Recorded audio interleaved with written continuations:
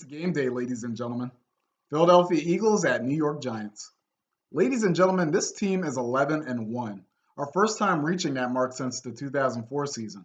But despite this 11 and 1 record, the 2022 Eagles have been tested with adversity. Injuries like Jordan Davis against the Pittsburgh Steelers, Avante Maddox against the Houston Texans, who will return today actually, and most notably Dallas Goedert against Washington on a play where he was blatantly face masked and the referee didn't call anything. But despite this adversity, I've seen several players who have battled some rough stretches really step up over these past 3 weeks. You had Quez Watkins. So when we lost to Washington on Monday Night Football, Quez Watkins had a crucial fumble in the fourth quarter of that game.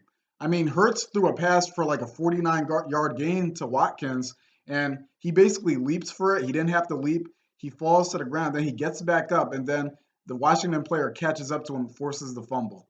That fumble, if we don't fumble that ball there, we win that game. Quez Watkins' fumble was one of the many reasons we lost that game. And since that fumble against Washington on Monday night, Quez Watkins has scored 2 touchdowns in 2 games, back-to-back games with touchdowns, one against the Colts, one against Green Bay. And then you have players like A.J. Brown. A.J. Brown had 2 straight games with a fumble. He fumbled against the Indianapolis Colts in the fourth quarter, and then he fumbled again, although at a much earlier time against the Green Bay Packers on Sunday Night Football. And then what does A.J. Brown do? How does A.J. Brown respond to that adversity? He destroys his old team, the Tennessee Titans, the team that traded him away. A.J. Brown torches them for 119 yards and 2 touchdowns on just 8 receptions.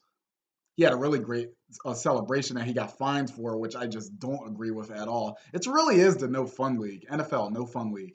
A.J. Brown got the Titans general manager fired. A.J. Brown got John Robinson fired in midst of a 7-5 record with the Titans sitting on top of that horrible AFC South division. The man got a GM fired, the GM who brilliantly thought that it was a great idea to trade him away in the first place. Mike Vrabel wanted to keep A.J. Brown. And then there's Britton Covey, who is our primary punt returner. A lot of people, Britton Covey makes a lot of people nervous, myself included, because he just, on punt returns, he's very reckless. He'll just run into piles of dudes, like piles of players, and then I'm just worrying that he's going to fumble or lose the ball. But against the Tennessee Titans, that man, Britton Covey, had over 100 yards, returning. I'm like, is this Britton Covey? Britton Covey, who is this? This isn't Britton Covey. Like, what? Is this really Britton Covey that I'm watching do these punt returns? All right, so the adversity that has been overcome these past few weeks since that loss, our only loss of the season to this point against Washington, I'm very much admired the grit and just the determination that I've seen from this team. And I want this team to have a special motivation today because this game means a lot to cornerback James Bradberry. James Bradberry was a New York Giant, let's not forget. And the Giants, they let him go. They let him go for nothing. They let him walk out the building. Now, their loss was our gain. We picked him up, and he's become a superstar corner for the Philadelphia Eagles. But this game means a lot for James Bradberry because the Giants let him go. James Bradberry, have yourself a game today. I want to see you get at least 1 interception off Daniel Jones. I want you to make the Giants pay for letting you go. And the rest of the team, step up, man. Win this game. Have your boys back. Have your teammates back. This game means everything to James Bradberry, and we have to win it for him, man. Darius Slay talked about that in the locker room yesterday. He got a standing ovation. That's just the stuff we need, man. That's just the stuff we need. This game is for James Bradberry. And another thing, Jalen Hurts. Last year, Jalen Hurts played the worst game of his career at this stadium, MetLife Stadium, against the New York Giants. We lost 7-13. Jalen Hurts went 19 for 31, had like 130-something yards passing, and 3 interceptions. Now, admittedly, one of those interceptions, I thought that Quez Watkins got held on the play. It was the first interception that he threw. I thought that Quez Watkins got held, but it still goes down as an interception. The other 2 interceptions, there's just no excuse for. There's no excuse.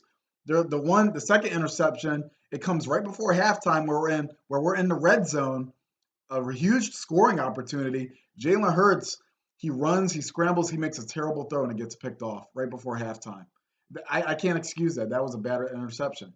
And then another interception, the third interception, he overthrows Rager, and then it gets picked off. And speaking of Rager, the receiver who is no longer on our team, he had freaking two drop touchdown passes, two in the final moments. As badly as Jalen Hurts played, he still made two touchdown throws to win that game in the final moments. And that receiver, who is no longer here, he drops both of them. Drops both of them. The second drop was the worst. At the goal line, he literally would have fell in for a touchdown, or he would have been down at the one. He's no longer here anymore. So that guy is gone. We actually saw him in week 2. He was doing the Vikings punt returns, and we booed the crap out of him. I was there. But Jalen Hurts, I want you to really make the Giants pay. I was talking about how I wanted James Bradberry to make the Giants pay. I want you to make the Giants pay too, Jalen Hurts. You've improved greatly since that disastrous loss to the Giants. You've become an MVP candidate. The Eagles are 15-3 since we lost that game against the Giants. And I want you to show our hated division rival, the Giants, just how far you've come since that terrible day on November 28th, 2021, where you threw those 3 interceptions against the Giants. I want you to make them pay Jalen Hurts. So this game, as for the Giants, I'm not scared of the Giants passing attack. Daniel Jones, he's meh as a player. Like, he's meh as a thrower. It's really Daniel Jones' legs, because the guy can run. People call him Vanilla Vic. I wouldn't go that far, but I mean, Daniel Jones, he can use his legs. He can use his legs. The dude's got legs on him.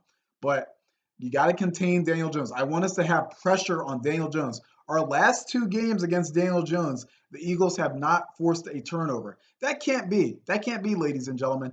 Daniel Jones averages 2 turnovers a game. 2 turnovers a game. That guy is a fumble waiting to happen. You got to get a turnover off of Daniel Jones. And you know what? With this boosted defensive line, I think we will. I think we will get a turnover off Daniel Jones. Saquon Barkley, after being doubtful, he will play in this game. He had a neck injury, but he will play today. And you know what? After what I saw us do to Jonathan Taylor and Derrick Henry, we could take Saquon Barkley. We could take him. We could shut down that run game. I've seen us do it against the Colts and the Titans. We could take him. The weather is going to be bad for this game, apparently, but you know what? That just means that Miles Sanders can have a good game running the ball. Now, you got to be careful with this turf, too. You got to be careful with this turf, because MetLife, it has terrible turf. A lot of players, they complain about this turf. There has been some injuries. I believe a 49ers player 2 years ago. Like, you got to be careful. We got to come out this game without injuries, without any injuries. So 12-1 is the goal.